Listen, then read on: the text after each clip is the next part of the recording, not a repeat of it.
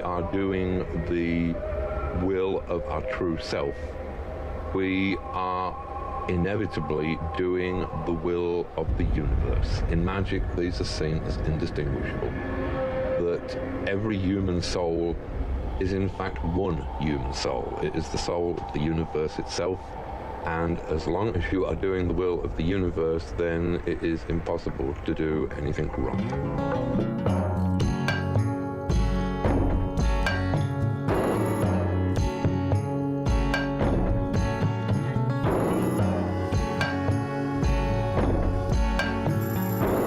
There is this connection between everybody and his total environment.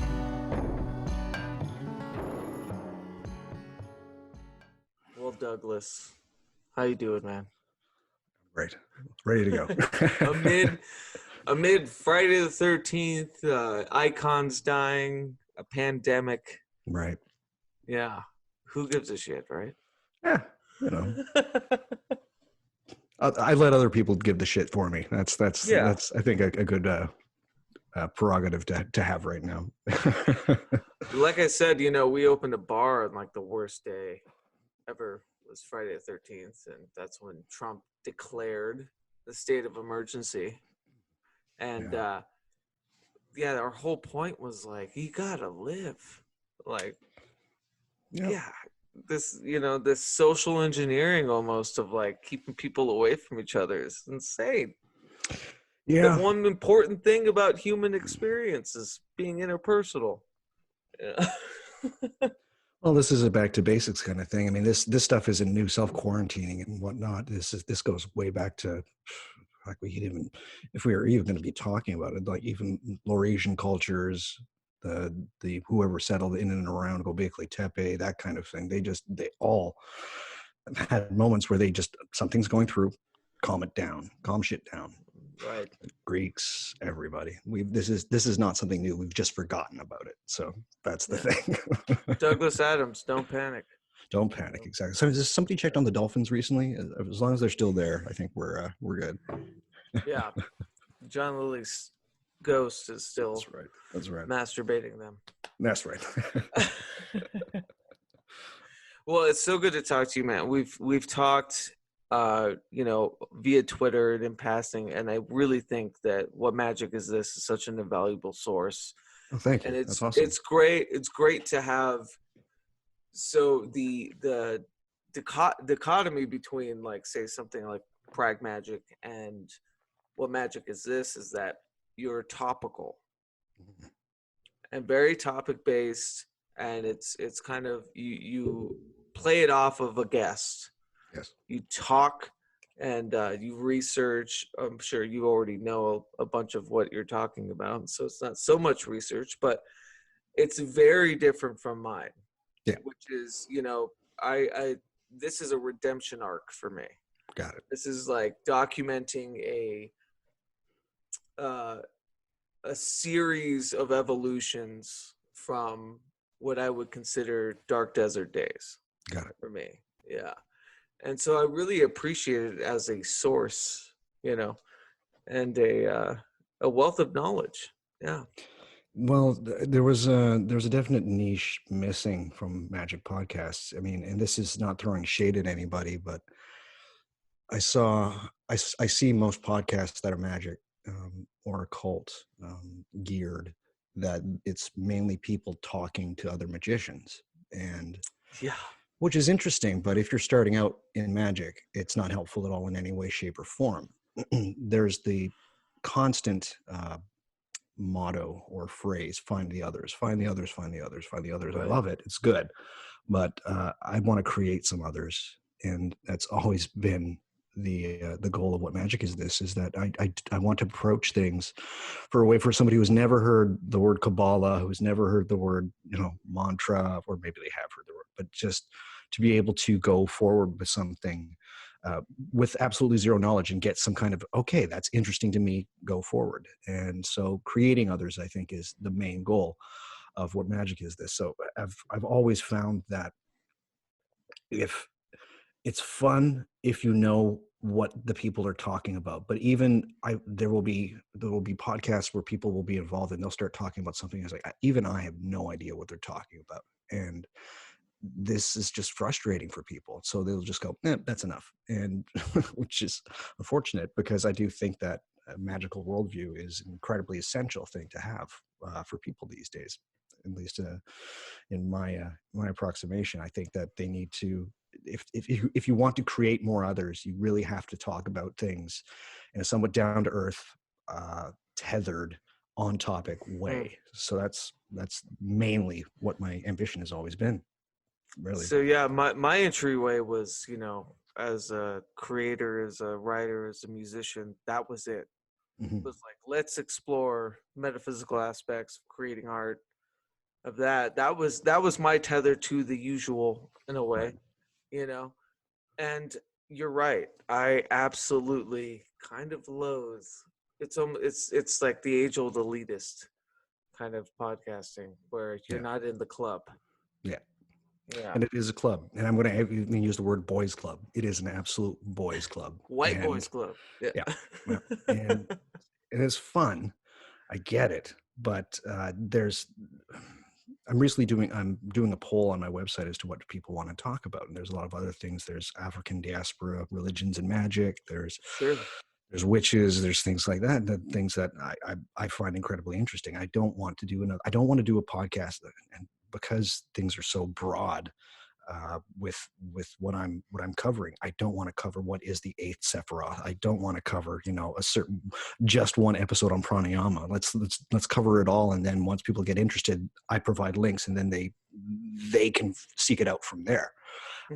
If it moves you, chase after it, kind of thing. So I just I really it's not that I hate magicians talking to other magicians, but just sometimes it just comes down to being a pissing contest, and that's not good radio. Sorry, that's not good podcasting.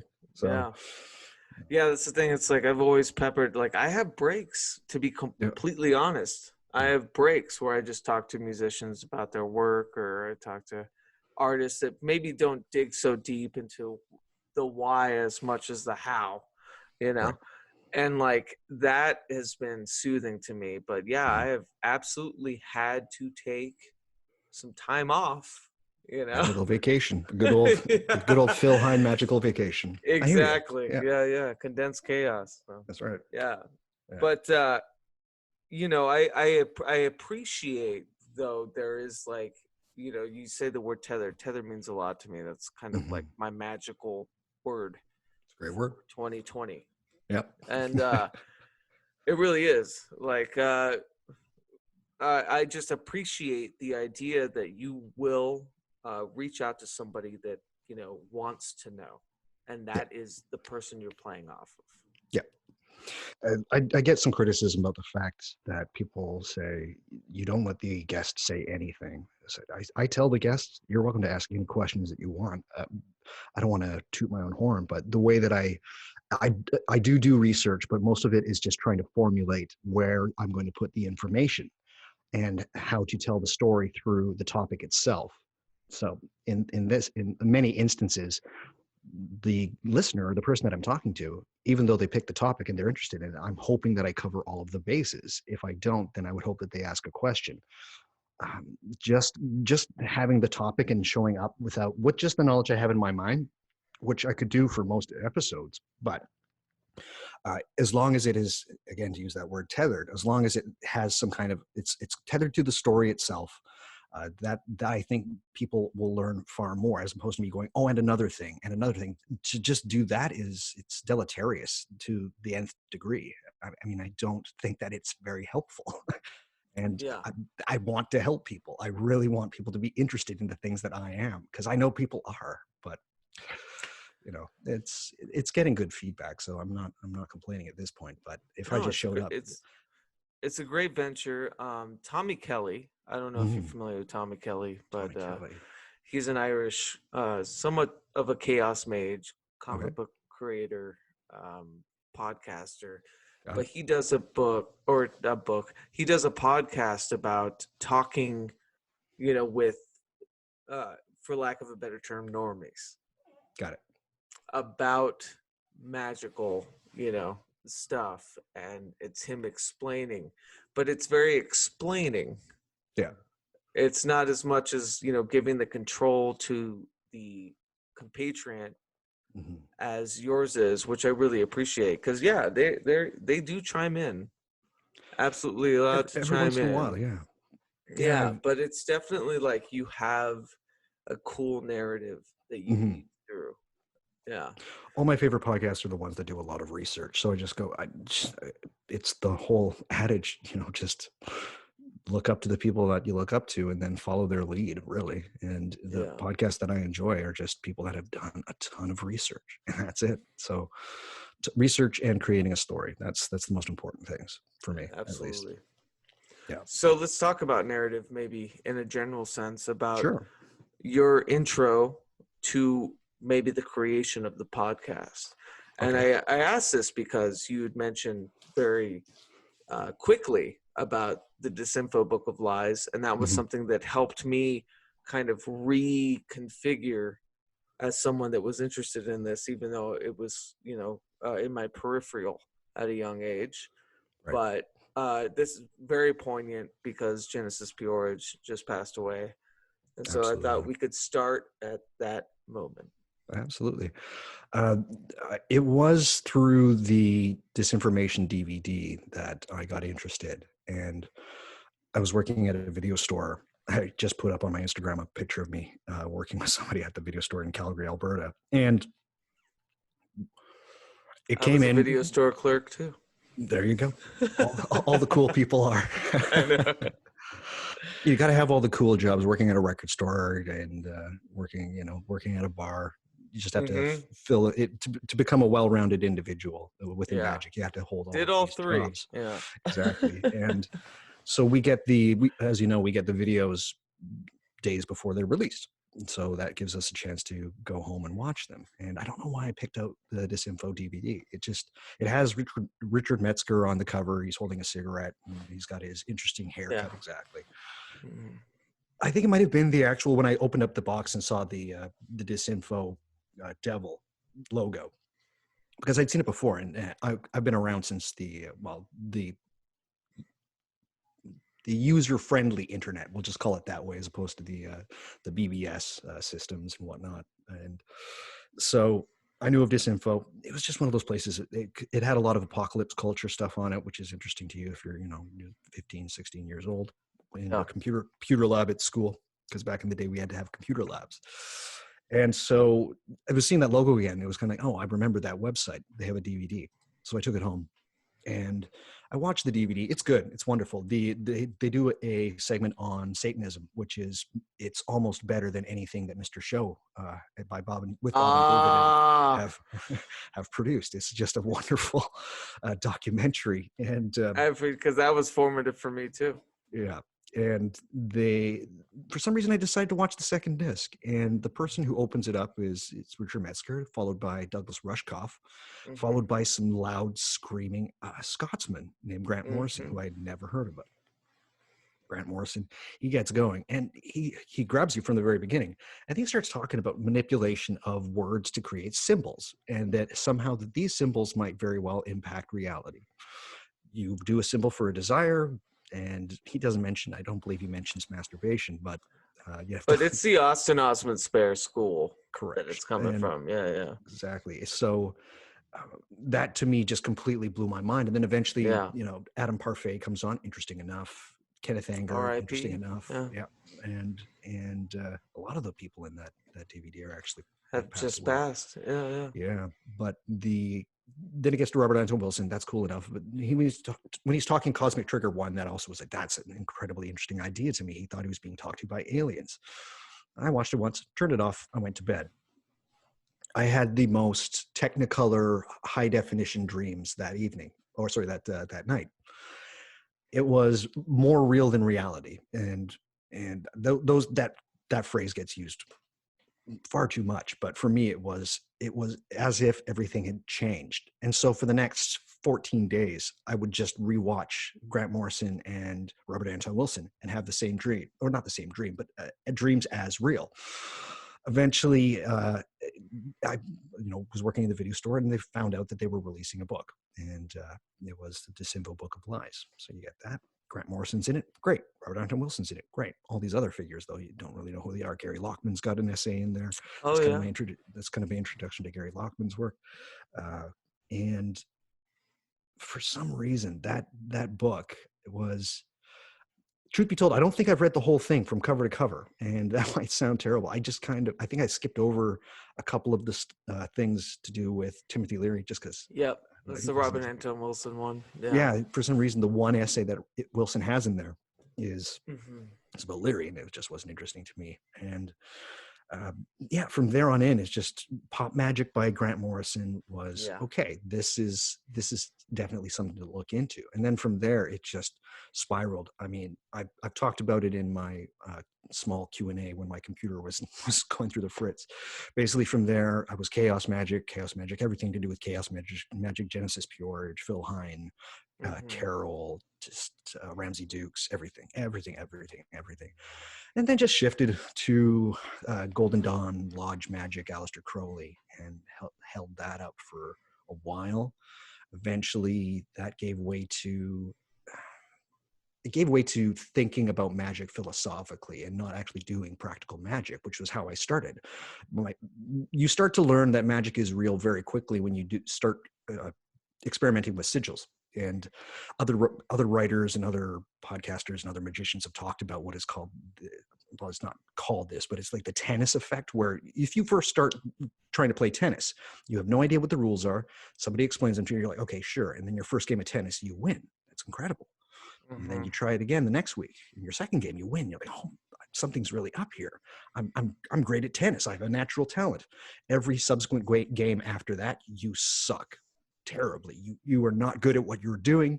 It's like you've taken 15 steps backwards. That happens when you start experimenting with magic. My first my first 18 sigils, every single one of them happened almost immediately. I would have them happen before I would even draw them. And so this was interesting. By the time I started going to the philosophical side of magic, Pico de Mirandola, Giordano Bruno, Ficino, all of this kind of stuff, that's where I kind of situated myself. And I just released an episode about the Greek Magical Papyri. So great episode. Yeah. Thank you. And that was, for me, and I go through it in the episode, I grew up with a father who was steeped in history. He was a geologist, so he studied rocks. So I know a lot about rocks and long form history through certain formations of rocks. But he loved the Greeks and the Macedonians. He was obsessed with them. And before this, not before this, but almost at the same time, I had my own interest in ancient Egypt. I was obsessed with ancient Egypt for most of my life. To this day, I'm still obsessed with them.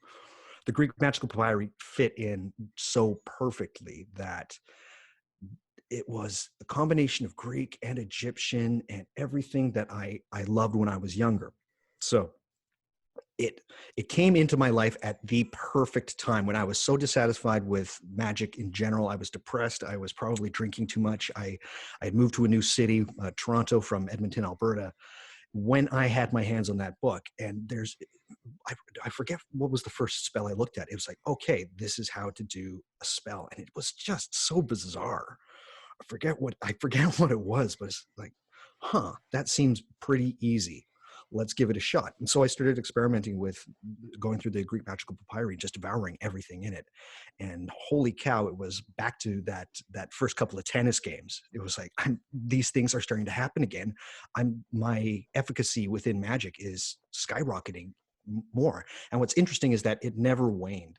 As much as I used the Papyri Magicae, it never had that lag period for me where the spells stopped working. They constantly worked. So from there, yeah, it's just from there you go to grimoires and all of the stuff that I'm currently just steeped in. So Right. that's kind of the short form magical journey that I've had. But it really was the key to everything was the Greek Magical Papyri. Whether I would I mean, it's not the only thing I use. I call myself a magician.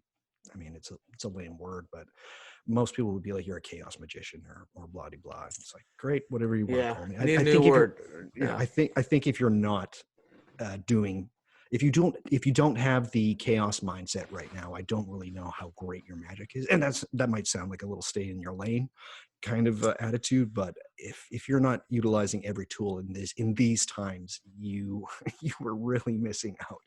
But I get it. I really do. It's great to have a system. I'm appreciative of that. Yeah. That current is that I think what chaos magic has turned in, I liken to it, punk rock. Right. It's not a 3-chord structure and a mohawk. Yeah. That's not punk rock anymore. No. Chaos magic is kind of like that. It's like once you defined it, once you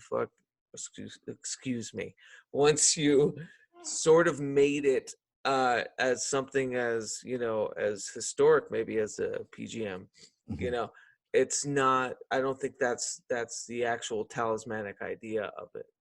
Right.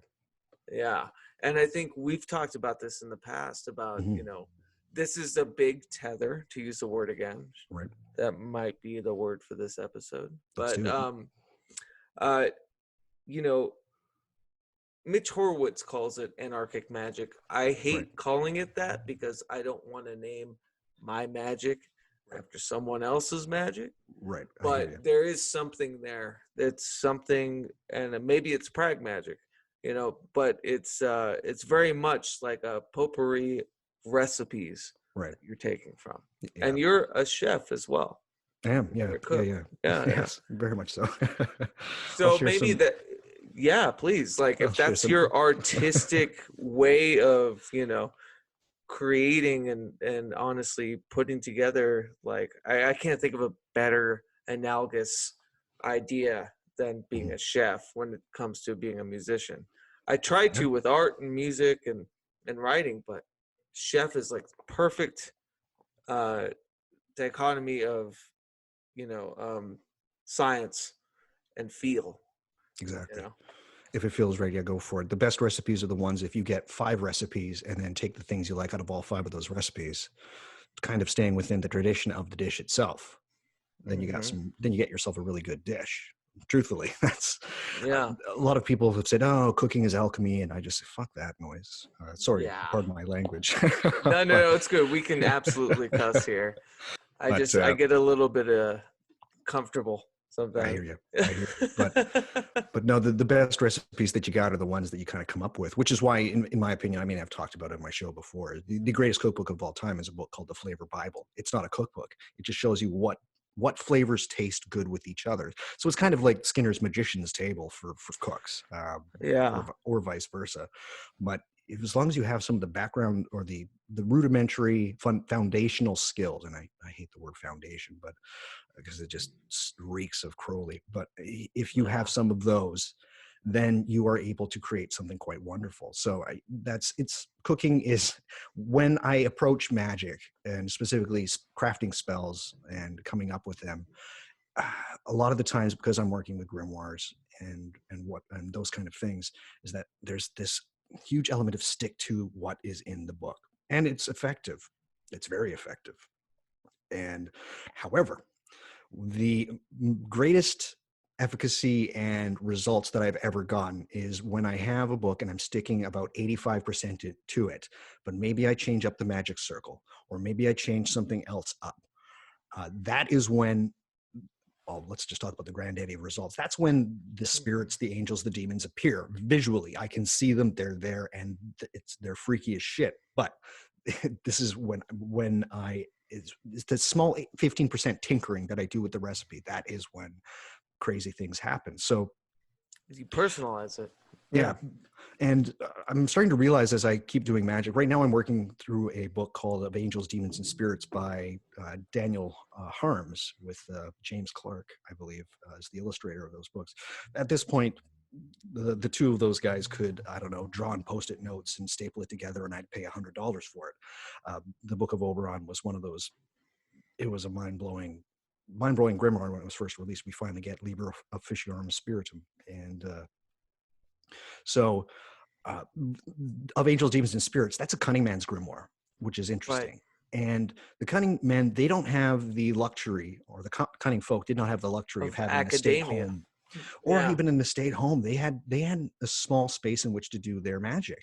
And so it's really scaled down, and it's very concentrating on the words, and 5 or 6 different pieces of either like a lamen or regalia or phylactery, and a lot of the times no wand, one kind of knife, doesn't matter what kind of handle it is, all of this kind of stuff. And it's as I'm going through this Of Angels, Demons, and Spirits, which is fantastic. I wish more people actually talked about it, but the cunning man tradition is one of that 15% tinkering that that I've noticed myself. Yeah. And so I'm now kind of steadily getting away from things like the Key of Solomon, which is great, and other really stick to this, the Ars Goetia, stick to this, Heptameron, stick to this, and being like, you know what, can I take something from here, put it in here, and see if it still works? And a lot of the times it will. Some of the time it will absolutely not. I'm trying to do some stuff at the same time with the Ars Verbindidar or Clavicula Solomonis de Secretis, which is kind of a precursor to the Grimoire Verum. Anyways, a little bit of a workload. Yeah, a bit of a workload, but it's not doing very much for me right now. I don't know what I've got wrong with it, so I might start to tinker with that. So cunning folk traditions, specifically with spirit interaction, is kind of where I'm at right now, and that small tinkering, that I think there's a lot to gain there. So yeah. Mm-hmm.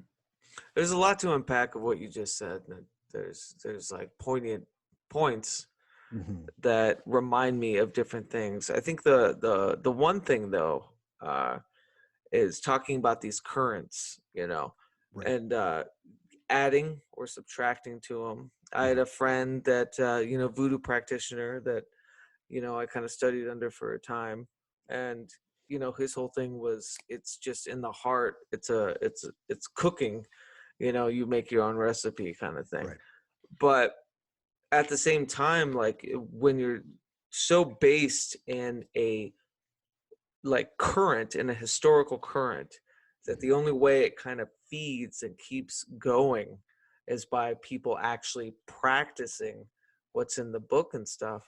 How do you know when to draw the line? It sounded like you were trying something in a certain current that isn't working because you were different things. Yeah. I like the thing that I said. Oh, of course I would, but the thing that I said in the PGM episode, which is almost have the guy or the sorcerer who put a lot of that book together, because the Theban Magical Library is a somewhat large segment of the book. Have him there, and but have a dialogue with him and see if what you are going to table with him, if he would go, yeah, go for it. Or if he would be like, what the hell are you talking? Like, this is ridiculous. You're replacing this god with an Indian deity. What is going on there? Why on earth are you doing that? This is not the current. So it's the honoring of the dead magicians. I think Alexander Cummings talks a lot about that. It is to honor the dead magicians, the ones that have come before us, and try to have a dialogue and try to see things from their point of view in some way, shape, or form. As long as you're able to do that, I think that there is room to be able to kind of meld and blend. As far as the Secrets of Solomon right now, or the Ars Verbindidar, I don't know. It's magic is work, and so I'm still trying to crack it, and that's why it's the secret of the Secret of Solomon. The book is maybe it's just tough to crack, but they left out a lot. Yeah. Well, it's actually quite complete, which is really cool. But I think what I have to do, because it's somewhat similar to the Grimoire Verum, is that I have to see what worked, because the Verum was some of the most insane results I've ever had. And specifically working with Skrelin and the kind of demon who is, you call him before you call any of the other demons. Anyways, if this is making sense to anybody, I really hope so. If not, I've created the podcast that I didn't want to listen to. No. Yeah, but, no, not at all. It's like you're very dexterous and the different things you're pulling from. I think that's the whole point, is that you're passionate about what you're pulling from and seeing what works. And at the end of the day, sometimes it doesn't. Sometimes it doesn't. So, and if the book doesn't work, I'll just go to a new one. But that's one that I really want to try and get. That's all I'll say about that. That's one that I really want to crack.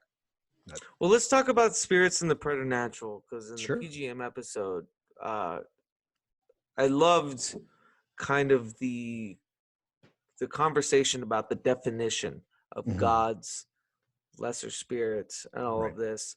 And I had made a comment to you earlier, and this might be in a cynical way, but there's a part of me, maybe from my own past, that feels like we're preda, we're hungry ghosts, tiny necks and big bellied, and we're just we're trying to figure out our mission so that we can move on to the next, bardo, or whatever.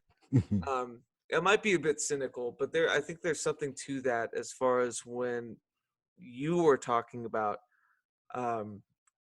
like, we're the ghosts, we're the temporary ones. Yes. Yeah, and I really appreciated that. Yeah, that might be one of the more interesting things that I said, and it kind of just came to me because tackling this idea of spirit interaction, which for me, that is the Western magical tradition, interacting with spirits and it being retained somehow, not retained, but the protocols for doing so are kept alive in the grimoires themselves. The thing that's interesting is that you come to a very quick understanding that it's the spirit's world, it's not ours. And whatever your definition of the spirit is, I do not have a solid definition of what they are. I can only kind of see my interactions with them. It's like gravity in some way. We don't know how it works, but we can see its behavior. That makes some kind of sense to people. Because we don't really know how gravity works. It's such a small, weak force. Same thing kind of goes with spirits. And the idea that once you get over the fact that, it's not ours, it doesn't belong to us, this whatever existence that we are, slice of existence that we see ourselves with right now, once you kind of give up that, I don't want to use the word power, but give up that responsibility, they come beckoning really quickly. And it's a reliance of a relational distinction of kin or kind, that it's actually us. We're the spirits for them. Right. Yes. Yeah. Well, that's the thing. It's like, when people talk about the preternatural or supernatural, they talk about, this unfinished business, like these consciousness are delayed and in purgatory here interacting with us, but couldn't it be the opposite? Yeah. I think one of the spirits or figures that I'm doing a lot of work with these days, because it almost seems like existence for the outside world is a bit of purgatory, is the anima sola, which is it's a figure of a female figure, and she's engulfed in flames. There's a gate behind her. So every day I've been giving her fresh water. I have a statue that I purchased in Mexico. I've consecrated it and whatnot. But the idea of things being stuck in some kind of waiting is very pertinent these days to me. And it feels somehow, again, I'm recognizing kin. I recognize the state that this spirit responds to, and I am giving it offerings to be able to allow it to come to some kind of understanding, or allow myself to come to some kind of understanding about its state of circumstances. So, what's the connotation then when you hear on all these podcasts, or even I've succumbed to this, is talking about the liminal state, right? The place between the past and the right that's about to come, but also limbo, purgatory. What's that connotation? Well, I think that we have a really incredibly bad way of defining time, and we've given words like purgatory and and limbo to these ideas that we don't have a proper vocabulary for. Anybody who listens to my program knows that I'm huge on a book called Time Loops by Eric Wargo. And it is, of the last maybe 5 years, it is maybe, in my opinion, might be the most important book written, at least for those of us who are interested in the things that I'm interested in. We have a really bad way of describing time and realizing how we interact with what is considered, forward moving time. So these liminal spaces, it's either, and this sounds so dualistic in some ways, that it either seems that all time is existing at all moments every time, or that there is no such thing as time itself. So the word liminal is, I think, a bit overused, and if we start to understand things a bit better, wrap our head around the fact that events in the future definitely, or what we consider the future, definitely have an impact on things that are happening now, and things in the past are certainly having a difference in what happens in the present and in the future. Again, our ideas of how we think about time are incredibly not wrong, but they need a lot of work, and which is why I'm huge into things like hypnagogia and hypnopompia. And I was just gonna bring that up. Well, I was, what I was talking about is, the use of liminal. I think people kind of misinterpret as hypnagogia, or they misinterpret as purgatory or something, when really I think of it quite literally as, like, on the brink of a rite that you're about to perform or something. There's this big cosmic movement within the self that you're about to use. That said, hypnagogia, I use this, I'll probably also loosely, but it's the only way I can describe what I've been personally going through this past week, which has been rife with heavy slumber. It's been rife with kind of this discombobulated, disconnected idea where dreams are bleeding into reality, but it's also It's fun, isn't it, though? Yeah, it's great. I love it. I mean, I used to use it intentionally, and it feels like this is not intentional so much anymore. Go with it. Yeah, but it's funny. It's like I have to be reminded about the pandemic, or the political stuff, and it's just, I'm like so detached. I'm just free floating. Well, it depends if you feel like you've bought the ticket. Right now, I'm not in any way, shape, or form involved in politics, and I just don't. I can't be bothered. And I know a lot of people that are involved in, or that like the occult, or even occultists themselves, are saying, well, magic and politics, you have to go together. Magic is political by nature, kind of thing. And I'm just, I don't agree with that. I don't agree with that at all. Again, if you buy the ticket, then you take the ride. Take the ride. Yeah. I haven't bought a ticket. I could really care less. I mean, this might sound incredibly irresponsible. I could really care less about what's happening in Canada right now. There's a ton of things happening in Canada. I don't know if people are aware of them, but we had an instance where railroad lines were being blocked by First Nations, and because of a oil pipeline. It's an incredibly tragic situation, and the unfortunate thing is that both sides are kind of right. One, it's against the law. People are losing their jobs. On the other side, we've been taking land for such a long period of time. That being said, I don't have any dog in the fight in this. Yeah. So I find right now I'm really just distancing myself from it. It's far easier for me to work with entities that may or may not exist, like spirits, than it is for me to deal with a lot with what's happening in the world currently. The pandemic is one of those things where it's worrisome to other people, and I'll let them do the worrying for me. Right.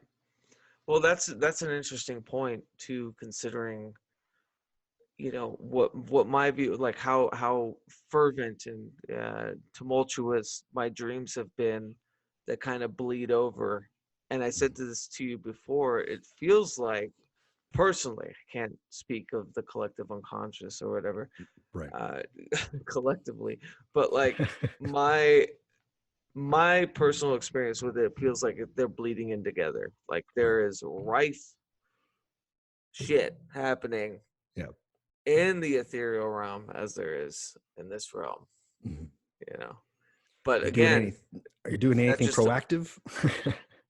yeah, Yep. yeah, absolutely. All you can do is be proactive, I think, and especially like keeping routine and being, Right. you know, cleansed and Yep. taking time for yourself, meditating, all of this Right. stuff.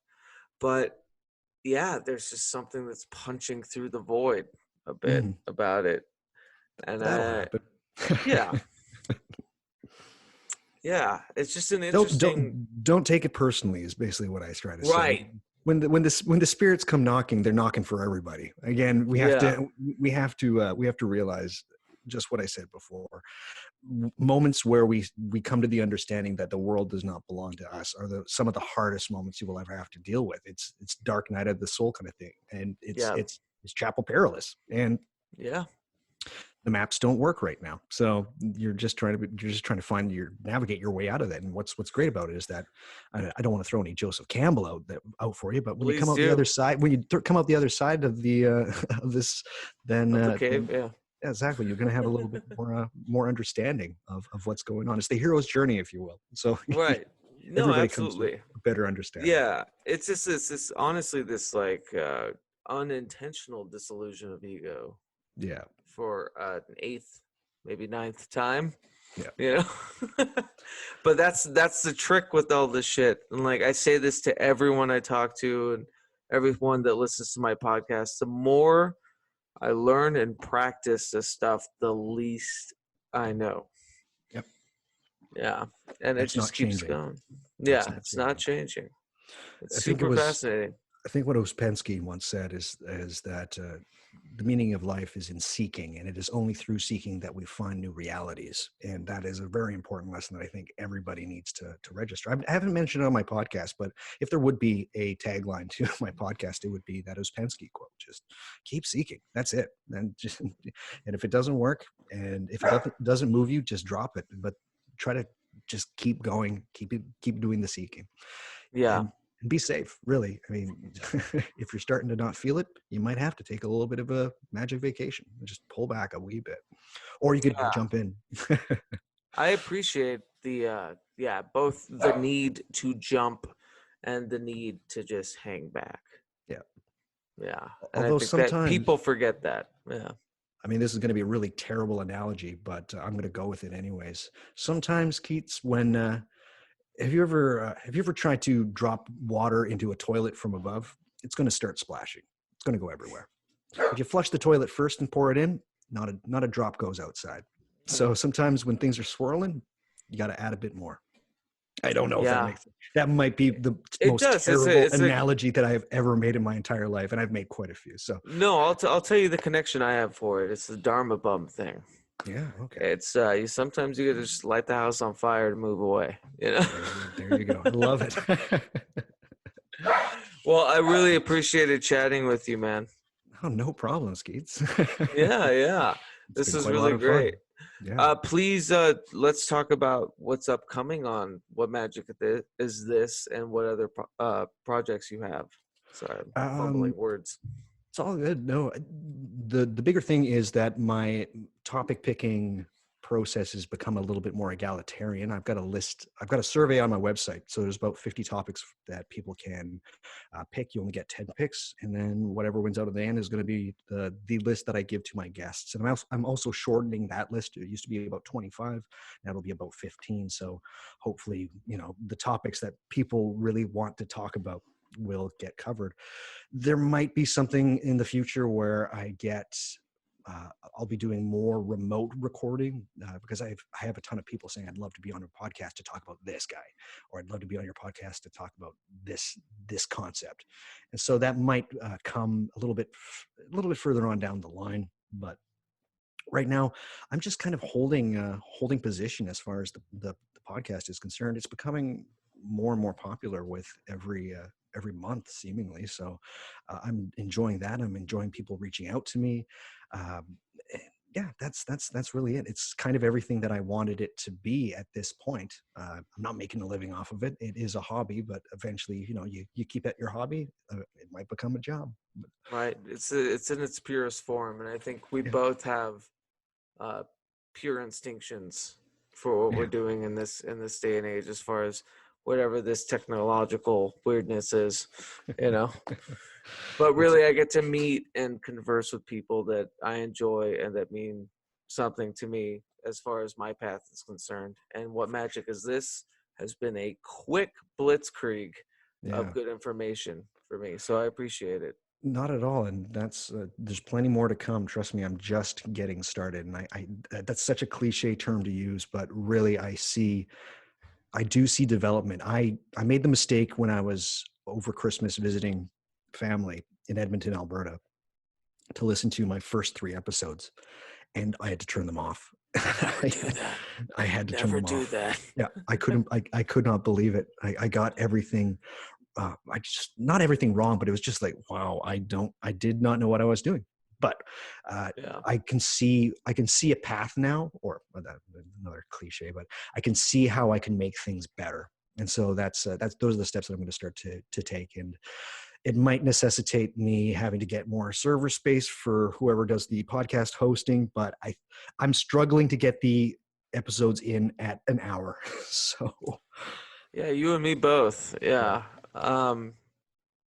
What I was going to say earlier was that I think there's this need for this anti-elitist idea of magic. And I think it's kind of born of desperation. It's for people that need something, that want to work through it. And so yours is a good resource of where to start, what to look into if that bites you or sings to you in a certain way. yeah. And so, I appreciate that. There's a wonderful quote and I forget the gentleman who said it, but he was talking about active imagination and how Jung probably practiced active imagination. And it's something that I've used ever since I was obsessed with Jung before I even did any kind of sigil or any kind of practical magic. But he says when you're doing active imagination, which I'd been doing for years, and Amen. it just says, if it moves, follow it. And I say the same thing with magic. If it moves, if what I'm talking about in the show moves you, go there, follow it. It might be a good idea. Just know though that sometimes it doesn't work out. As I mentioned earlier in a previous podcast of mine, I would love to be better at animal magic. I love animals. I'm obsessed with animals. I used to volunteer at a zoo, and I am garbage at it. I don't know why. I am terrible at it, and I thought I would be amazing. But you move on. You learn. Say love you. Yeah. Maybe it's not part of the timeline right now, but a little bit later on. Who's just a quick what sort of topics are coming up? Over the foreseeable future, I'm going to be recording a episode about something I dislike greatly. Ooh. So it will be a very vitriolic episode on Neoplatonism. I'm excited about that one. I gotta be honest. I suspect that there will be a lot of complaints about it. I haven't gotten a lot. I got some for the Crowley episode because I shit talk Crowley quite a bit. But I suspect that when this one comes out, or the Golden Dawn episode comes out, that I will get some people that are not very happy with me. It's not that people haven't heard the arguments before, but I think that when they are tabled in a way to get people, not just beginners, but people that have been doing it for a while, to rethink their entire paradigm, that I think can be a little bit of a dangerous idea for some people. Because for me, Neoplatonism is perhaps the worst metaphysics to have for magic. I can't think of a worse one. And so, that'll be recorded fairly soon here. I love that you're such a Robert Anton Wilson fan. I don't know if you know my connection to him. No, I don't. So the 10th episode of PRAGMAGICK, I reposted my father's interview with him. Oh, are you serious? Yeah, and I met him when I was like a kid. So Really? I grew up partially on a compound with Marilyn Ferguson, who wrote The Aquarian Conspiracy. Yeah. Holy yeah, shit. and that's what PRAGMAGICK actually comes from. It's from the Brain Mind Bulletin. Got it. Yeah, just added a K. That's crazy. There you go. Yeah, but Robert Anton Wilson has just been such a guiding light. Absolutely. No, he's an interesting character. I mean, it's going to be a little bit loud where I am. I normally have a bit of a, I'm literally in the heart of downtown Toronto. I'm like 3 blocks away from the 2 major intersections that exist in Toronto, Bloor and Yonge. Yeah. So it gets loud here. On my podcast, I got an opportunity to edit that shit out, but we'll keep our fingers crossed that it doesn't get too crazy. It is a Sunday, so you never know. But no, Robert Anton Wilson. Yeah, it was strange. I never had a chance to meet him, and I didn't start doing stuff with maybe Logic Academy until he started, when his post polio squallies started getting really bad. So he wasn't doing any courses, but I did courses with like Douglas Rushkoff and Are You Serious and Tilly. Did I do a course with him? I forget, but it doesn't matter. But no, he's definitely one of those guys that he's the only author I can think of besides the people that have only written one book that I've literally read everything, including his shitty movie script. Reality is what you can get away with. Mm-hmm. But yeah, he's one of those guys. He comes in and out. He's an important guiding light, but also the last 20 years of his life was a little bit really, really. Okay. I mean, that was the thing with him, though. This firm agnosticism with all of it. I imagine he would eventually go back and just eat his words. No, he definitely did. I mean, yeah. If you see any documentaries, there's one. Well, there was the Maybe Logic documentary that he released in which he was just cursing the name of George W. Bush, and then afterwards he was just like, "I'm sorry, George Bush. He's probably a really nice guy and whatnot." And you're just like, "Oh, okay, that's interesting, Bob." But I see that you're yeah, he's definitely got that. I say things first, and then I'll apologize for them later. Kind of. So that brings me to a good point. I have this incredible book that I love, actually. It's by William J. Murray, called Anarchic Harmony. I don't know if you've read it, but Robert Anton Wilson wrote the foreword to it. He did a lot of those. Yeah, and William J. Murray was the daughter, or the son, obviously, of Madeleine Murray, the first out atheist. Right. And he was against her, growing up. They had a huge falling out. But the thing was, he wrote this book before he became a devout Christian and Republican. Oh. So it was this slice of life where he really just took in the political stance of kind of an individualistic amongst the collectivist ideal. It's a really beautiful book. And Robert Anton Wilson loved it. Huh. Yeah. So send me in the DMs. I'd like to take a look at that if possible. Yeah, I will. I've never heard of it. I wrote a review on it for a website, but nice. I'll send you that so Absolutely. you have all the links. But perfect.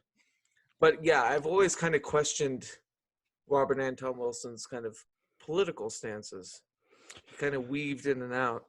Well, I think he was more libertarian, right? Well, he said he couldn't go full libertarian because of the fact he doesn't hate poor people, which is basically, it's like, well, yeah, I get it. I mean, there's I forget the name of there's a blog online that they used to, it was like Robert Wilson a Day, and I forget the name of the guy who did it, but he was a hardcore libertarian, and so he would just only post stuff about Robert Anton Wilson talking about his libertarianism or whatever it actually was. But I don't really know what he was politically. He just seemed to kind of change as he went on. He said he started off as a Marxist, and then he became like a pseudo-capitalist, and then later on in life he became a libertarian. And then towards the end, he was just like, I think that everybody should get paid the same way. Like everybody should have a standard of living wage. I believe he wrote an article, and then he re-released it again in Trajectories, just about how you can. Whose law was it? I forget it was, but it was in the Illuminati papers. But he basically said like everybody should get at least $50,000 a year. Everybody. And I was like, oh, okay, that's not very libertarian, but So he kind of lived that adage about, if you don't have a bleeding heart when you're young, Yeah. you know, or like when you're old, you don't have a bleeding mind. Right. Go from liberal to You Republican. can do it so. without changing a single idea. You can go from being a conservative being a socialist to being a conservative without having to change a single idea. You just have to wait 20 years. So yeah, exactly. Yeah. Well, yeah, it's just fascinating to me because also, your episode about Robert Anton Wilson, you were very like outspoken about Prometheus Rising. Yeah. Which I really enjoy because, I grew up on the compound with Marilyn Ferguson and Timothy Leary. I bounced on his knee when I was a kid. And John Lilly. John Lilly was crazy. around. John Lilly is like one of the unsung here. I wish more people knew about John Lilly. He's one of those guys. Yeah. Well, I think people do in a way with the deprivation tanks. Yeah, but in a sense, it's tied. That's kind of the only thing that they know about him. They know that he did that, and they know he probably did more acid than Leary in his heyday. But that's about all they know. They don't actually read his and the film Altered States. Correct. Kind of thing. Yeah. But they don't know about the work that he did with dolphins or any of that kind of strange far out stuff. But I just wish more people knew about him. But yeah, no, Prometheus. Go ahead. Sorry. Oh, I'm sorry. I was just gonna say there was an SNL skit like in the past year about the making dolphins fornicate. Okay. And it was totally a John Lilly joke. Just all John. Yeah. Eventually we'll get there. His time will come. I mean, certain people. I mean, those are the people that I tend to gravitate towards, the ones that are doing incredible research that in their life or art in their life, and they just don't get noticed. And then everybody picks up on it 50 to 100 years after they pass away. Strangely enough, people out of time kind of thing. So that's always fascinated me. But well, I think we also share too, and this is funny with a lot of people that I interview, kind of maybe within our generation, is the Disinfo Book of Lies. Yes. As kind of the starter. Right. And, it's poignant that Jen Peorage just passed away. Yeah. S/HE meant a lot to me. Yes. In the sense when I was younger, not only with music, but also with the Psychic Bible, which I really, really valued kind of what we do in our collective, We the Hollowed, after, although obviously omitting some of the more, divisive parts of it. But I would love to hear about your trajectory. Sure. Yeah. Absolutely.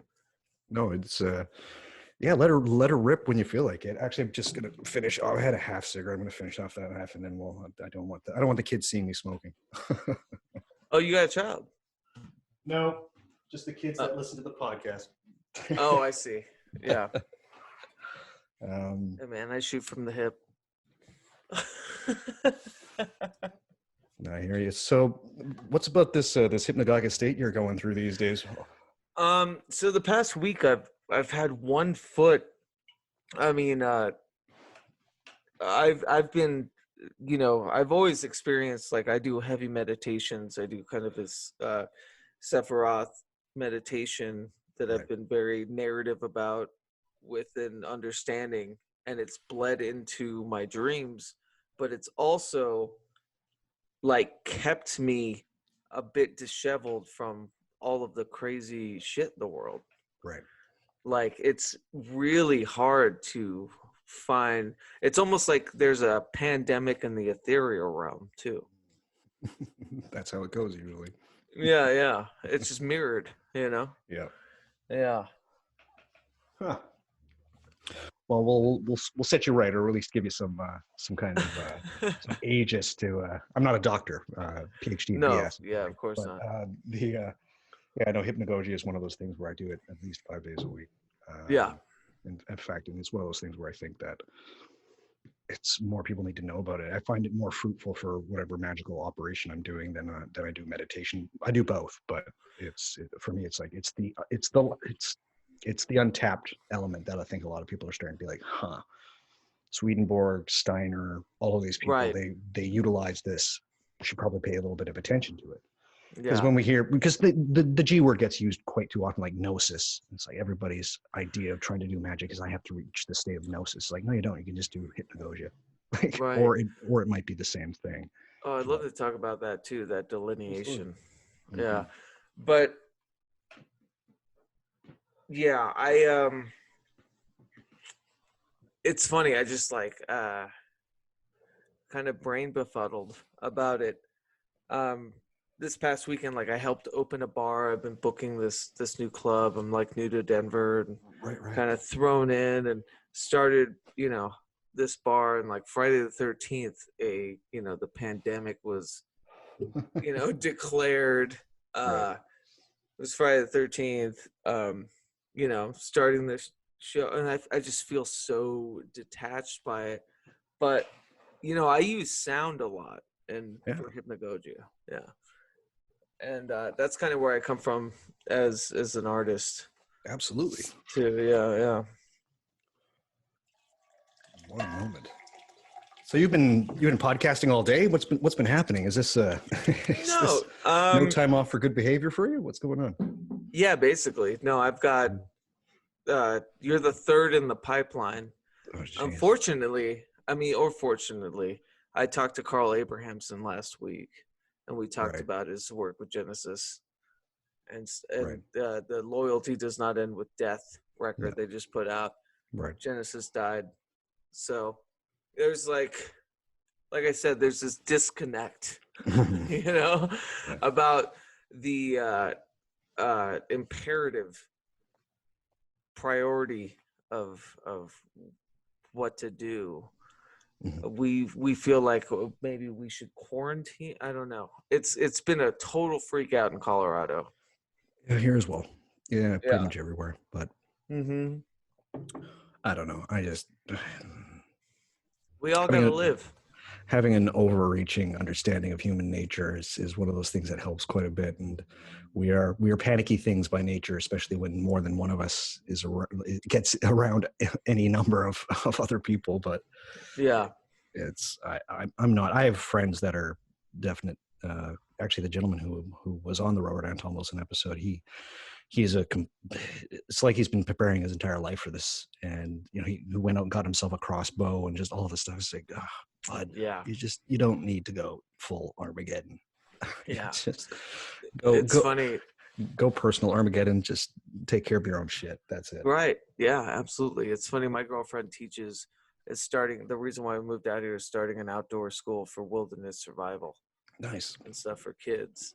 Nice. And so, they're even calling off shit. It's like, what? That's the one thing you need. Yep. If it was to get that serious. But yeah, honestly, I can't. It's just panic. Yep. It'll all blow over in about a week and a half, basically. And then it's just, if there's one thing that I know with fast times, as we're living in incredibly accelerating times, is that we get bored very easily. We really do. And we'll just eventually, like, it'll never happen. It'll be a blip in a history class in about 15 years. That's it. Like, we needed to be bored too. Yeah, exactly. It's ridiculous. Jesus. Absolutely passionate. I think passionate people find each other. I really appreciate you. Keats, this has been an absolute pleasure, and thank you for having me on. I'd love to come back on one of these days. We'll get you soon. Yeah, there's no rhyme or reason for who I have on. It's just, kind of who I'm listening to or who I'm talking to at the time that I think is going to help me personally. It's a bit of a selfish endeavor. So I really appreciate you giving me the time, man. No problem. And apologies for the paddy wagon. They're coming to pick me up in the background. So yeah, exactly. Don't have a heart attack. Absolutely. This has been wonderful. Well, thanks, man. I appreciate it. Thank you so much.